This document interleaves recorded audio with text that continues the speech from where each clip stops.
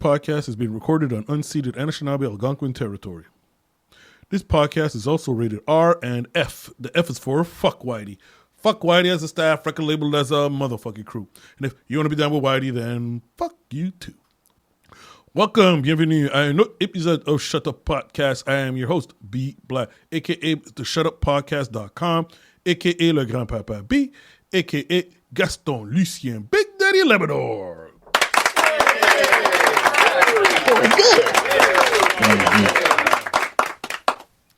Yeah. Oh, man, I meant to add the controversial Negro. All right. Today's date is June 28, 2026, and it's blood clot hot in the city of Ottawa. Oh, right. June 26, 2028, and we're at episode 351. And today I'll be talking about my unwillingness to process mistakes. That's going to be today's final say. But before we do that, we're going to start with some quotables and randomness.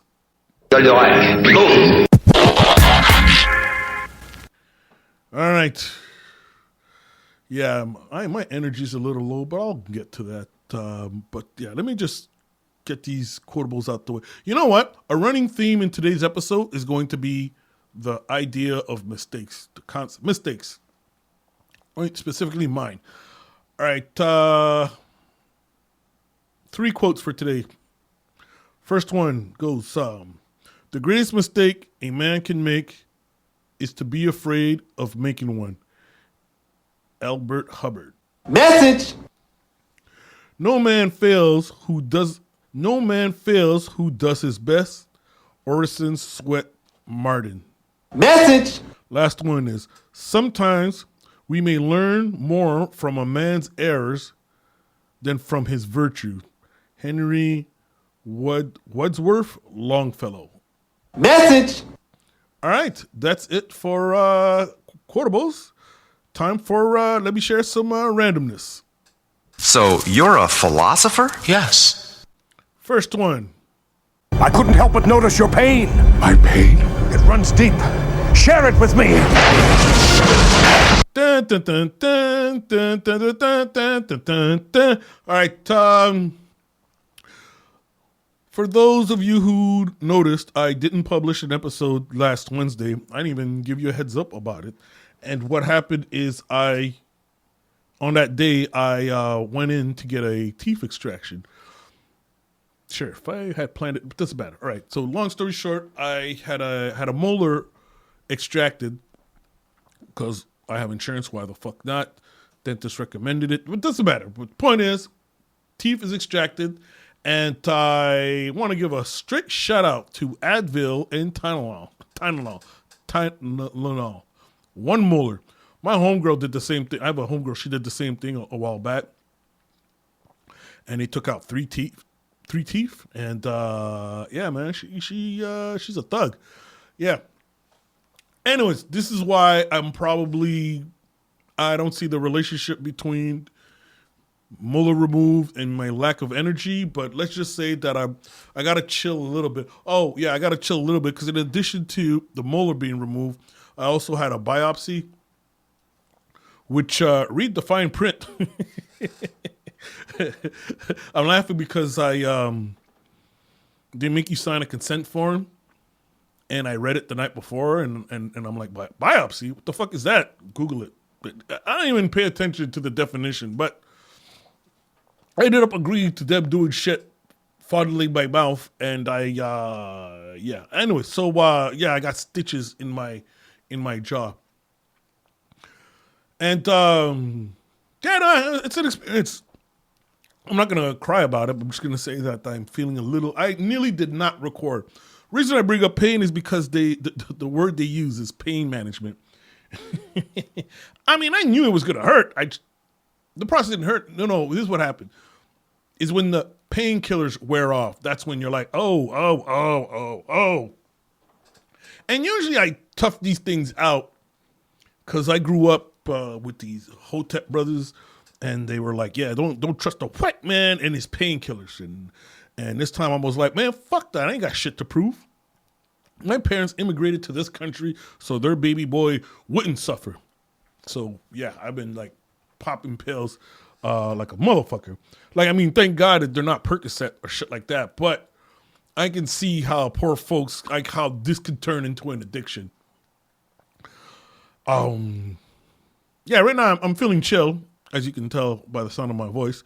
But it was an interesting experience. So, I mean, I think two thoughts that I want to share about the experience is, the first one is, I was thinking about the fact that how I went in there and I trusted these white folks to knock me out and wake me up. Or better yet, to knock me out and not do no funny business with my, with my booty hole. Not that my booty hole was exposed. My point is trust. How you trust the professional to do exactly what they say they're going to do. If I was the paranoid type, I'd be like, fuck. It was just interesting how they sat me down and they put a needle in my arm. I guess the reason why I'm thinking of about the fact that they put me to sleep, they put a needle in my arm for sedation to put me to sleep, is because I was just watching a video. I forget what it was about the electric chair and how they put a needle in you. And it was just putting the parallel. I'm like, you really did that shit. Like a big boy. And I should establish, not that there was a reason to not trust them. I'm just reflecting on the fact that, look, man, society runs on trust. I mean, yeah, we try to act like everyone is independent. I don't need anyone. But the truth is, I couldn't have pulled out this teeth by myself. And in order for this process to happen, I had to trust other people. Anyways, I ain't trying to. This is starting to feel like a sermon. I'll just get it out. All right, yeah, that's it, man. It was also interesting how sedation. I don't know if you've ever had an operation or surgery or whatever. It's more like homegirl put the needle in my arm, in my vein, and and it's last thing I remember her saying is, all right, good night, or something like that. All right, well, see you when you're done. And I don't remember passing out. I guess I'm not supposed to, but the idea that I lost consciousness, that's what freaks me out is, well, I guess if you've ever been row hip, that's not a pleasant experience, but it's more, I remember the needle and I remember saying, all right, well, see you in a bit. And like, what do you mean? So that moment of loss of consciousness. And then when I wake up, my first thought is, oh, fuck, is this shit done yet or what? They were done. When I regained consciousness, my first thought was, because to my brain, time hasn't passed by. It just made me think about perception, how easy it is to deceive your brain. Yeah. I'm fascinated at how that moment of loss of consciousness and if I were to trust my brain, I'm like, what do you mean? Nothing happened. The only proof that I had that they've fucked with my mouth is the missing tooth, and then how fucked up I feel, how I'm all numb and shit and all groggy. Yeah. But put that away. The last point I want to bring up is, one thing I will say is I am very grateful for the quality of empathy in human beings. The staff were cool people, and especially the nurse who walked me into the room. I guess I was nervous, but wasn't admitting that I was nervous because, I'm Mr. Tough Guy. I'm thinking about how Pac, when he got shot, this ain't nothing, man. I'll just walk it off, whatever, man. But yeah, so subconscious, she picked up on the fact that I was nervous, and I can sense her being fully comforting. I think this is I'm just going to add a middle finger to Elon Musk, who said empathy is the downfall of society. I'm just a sensitive guy who's just grateful that she saw my nervousness and didn't punk me for it, or just like, or gave a fuck, and just like walked me through the process and let me make my dumb jokes to pass the time and whatever. I don't know. I guess I just had a moment where I was just grateful for empathy from another human being. Even though it's their job, but it's still, I don't know, it meant something to me. I just, I don't know, maybe that's what happens when you get older, man. Just, you learn to appreciate shit, or the kindness of strangers. And that's about it, man. So, what time is it? Yeah, I want to say the pain is like being less, but it's been fucking with my sleep. That's one thing for sure, man. I can't use, but whatever, man. Anyway, so this is long story. All this to say that I need to calm down. I need to calm because I'm yelling. Yeah, all this to say this is why episode 351 wasn't published on the regular schedule, because I'm -1 a molar. So you're a philosopher? Yes. Quick note, yeah, again, like I said, this was supposed to be published last week, but I'm just gonna quick mention that House of Dragons is back on HBO on TV, and I purposely called the House of Dragons because I learned on social media that black folks pronounce it House of Dragons. It's House of the Dragons, but you know, I'm a follower. Whatever my people do, I do. Anyways, I'm realizing, for me, what makes the show entertaining, apart from the entertaining show, apart from all the books available if you want to read up, is the discussion afterwards. How the way it brings people to get together, especially black folks. I'm surprised. I don't know if I want to say surprised, but on social media, there's a lot of black folks who are watching this show, and it's funny, it's hilarious to get their take on it. I'm also grateful that the Black Guy Who Tips podcast, they're continuing their tradition of recapping the show, and it's another. It's funny hearing black folks take on the show that mainly consists of white characters. I'm sure they're black characters, but it's not the racial part. It's just more the interpretation of. I think I'm just trying to say how much I'm enjoying black people's take on the scenes, on the storyline. Something to do together, right? Not to get all corny with you, but yeah, something to do all together. So yeah, this is another reason that I'm recording today's episode. It's a Sunday. I'm recording a little early because I want to be able to edit and then be ready to watch the movie. Discipline, kids. Stay disciplined. So you're a philosopher? Yes. Tiger was a training op, dress rehearsal for D-Day. They walked right into it. One mistake. Just that one mistake. Ike, you have to stop doing this to yourself. What's done is done. What's done is done. All right, I just played a clip from the movie Pressure, which I went to go see last Tuesday. I'm laughing at a little, chuckling at myself because I remember my incentive to go see the movie, aside for it being a World War II movie, and I'm a World War II history fanatic. I mean, war sucks, kids. Don't get me wrong, but learning about World War II is a fascinating topic for me. And excuse me, ooh, demon. And aside for it being a World War II movie, it's I remember because the next day I was going to get my molar removed, and I said, okay, well, let me give my molar one last salute by giving it some popcorn to crunch on. Anyways, so the clip you just heard is from the movie Pressure, and and in this particular movie, it's not like Saving Private Ryan, in a sense that it's really like nerd shit, and it baffles me. It is based on Eisenhower, Mr. Eisenhower, the supreme commander of the Allies, and he's the one who had to make the final decision on when to launch D-Day. that famous invasion of Europe. And it's like the movie calls it, pressure.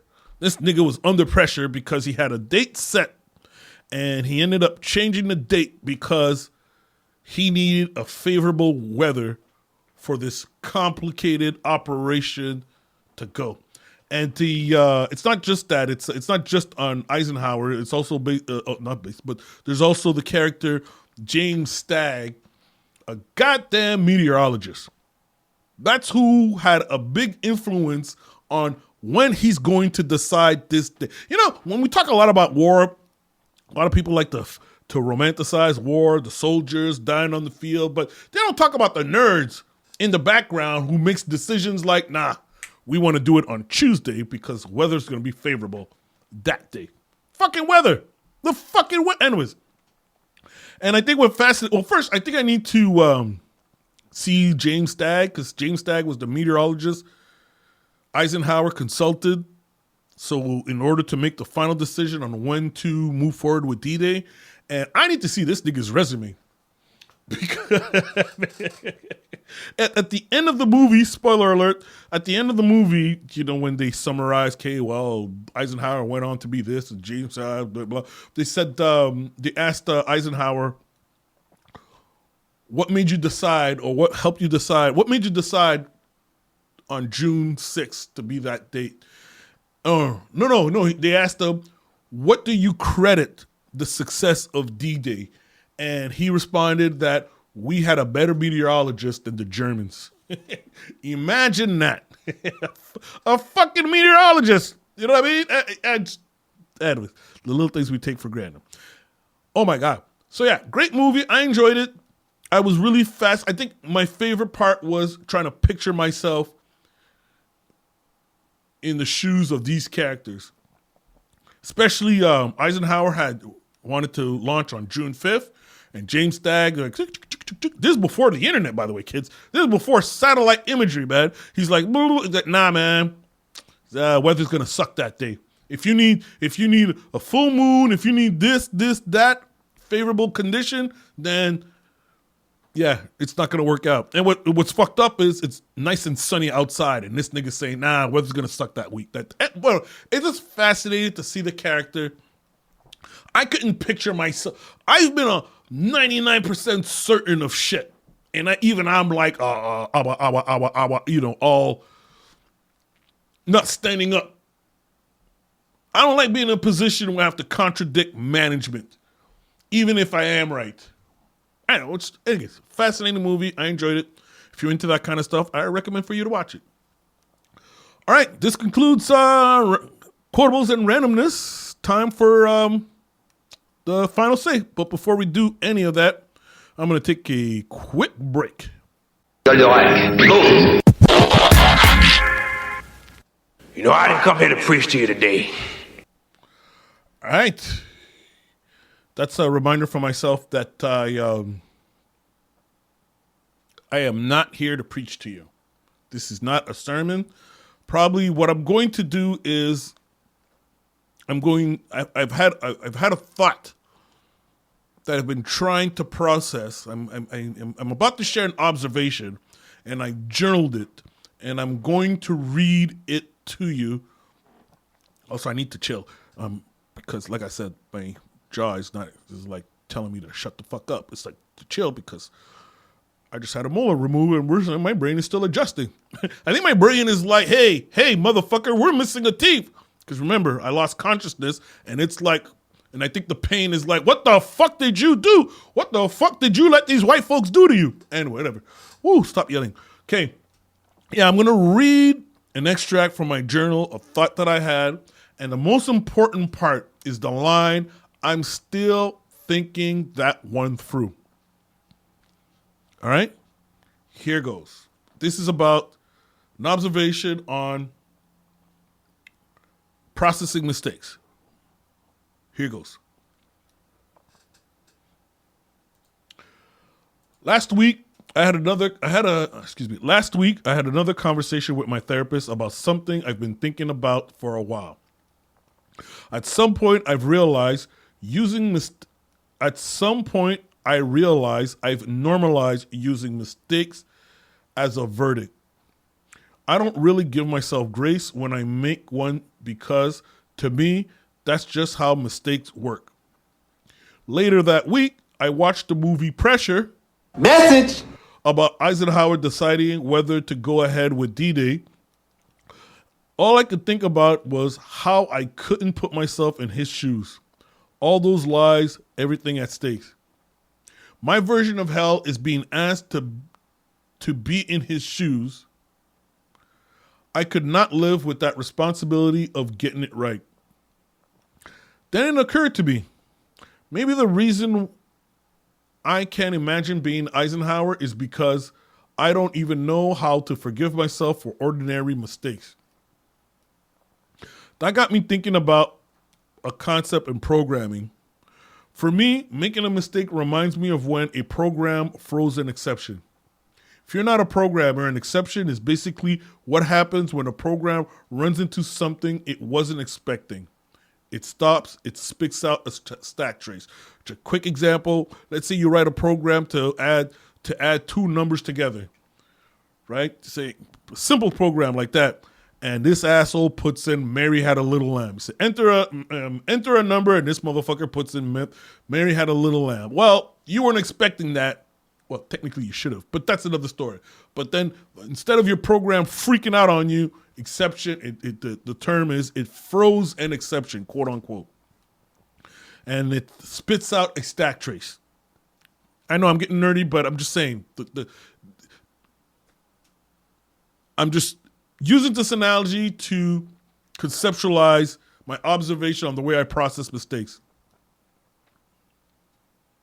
So it spits out a stack trace. It tells you where things went wrong. As a programmer, I'm used to exceptions. The funny thing is, I don't get angry at the computer. Well, I do, but you're not supposed to. You read the stack trace, it's information, it's data. You're trying to understand what happened.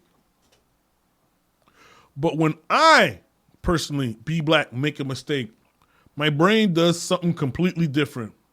Instead of reading the stack trace, it turns into an explosion, rage, embarrassment, self-criticism. It's like my brain isn't trying to debug the mistake. It's trying to prosecute the person who made it. I have a theory that I learned this from my parents. Not because they were trying to hurt me, but because they were probably processing mistakes the same way themselves. I inherited their way of dealing with them. Side note, don't beat your kids. This is for all you folks who talk shit about gentle programming. Gentle parenting. Wake up, E. Don't beat your kids. At least for me, it wasn't an effective way of teaching me discipline.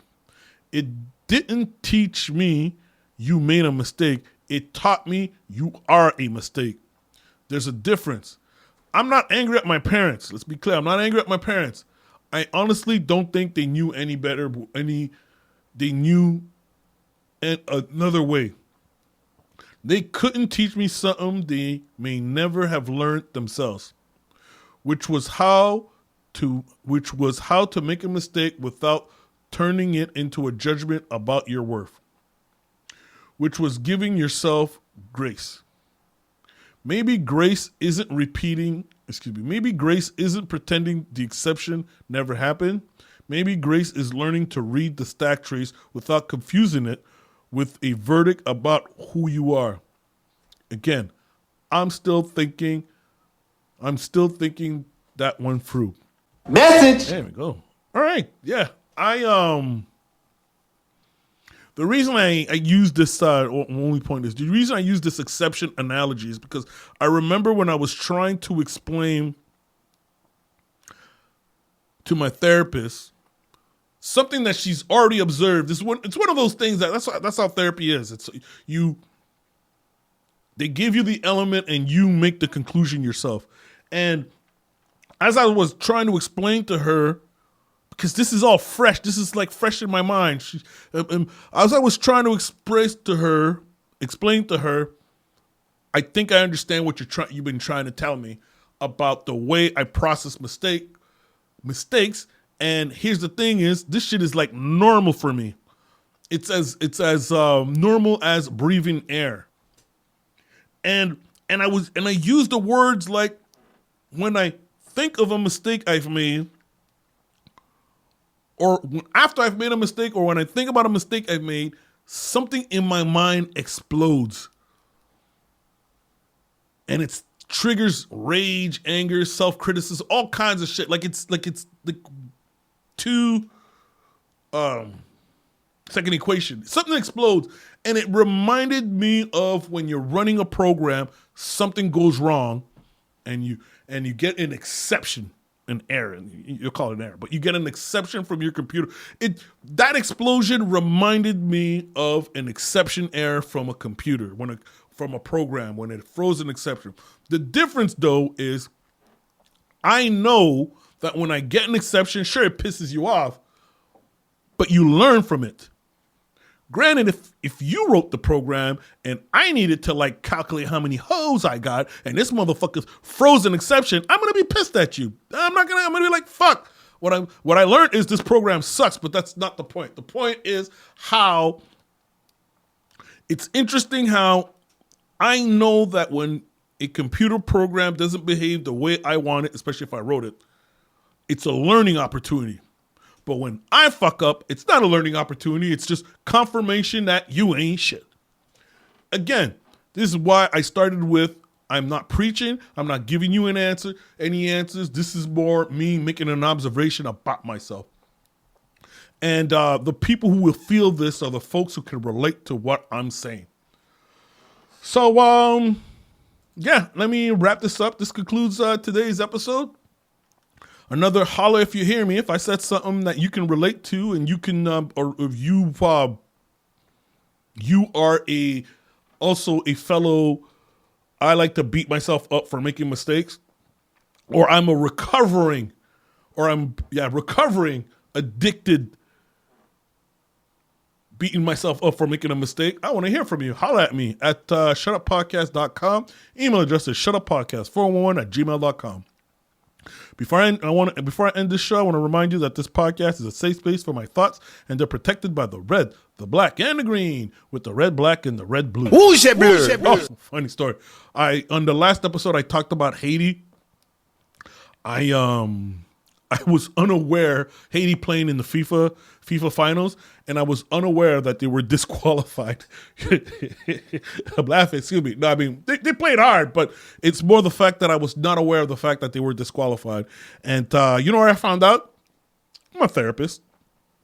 I told her, hey, lady, I don't come to therapy so you can tell me bad shit, negative shit like that, all right? Anyways, she's Haitian, that's why. So that's what Haitian people do, talk about Haitian-related stuff.